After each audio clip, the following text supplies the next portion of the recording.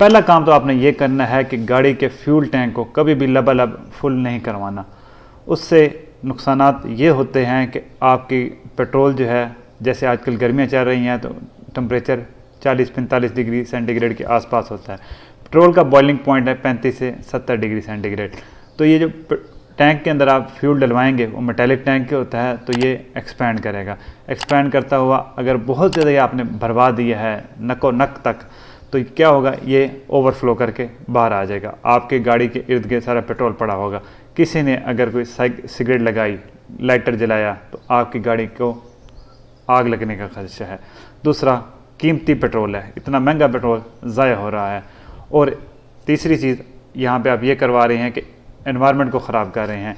1 litre petrol जो ज़मीन पे पड़ा हुआ ज़ाया होगा वो उतनी पॉल्यूशन करेगा जितना 20,000 किलोमीटर ड्राइविंग से पॉल्यूशन होती है।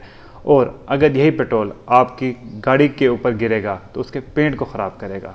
तो इसके सारे नुकसान ही नुकसान हैं। तो कभी भी अपनी गाड़ी में फ्यूल टैंक को लबालब फुल ना करवाएं।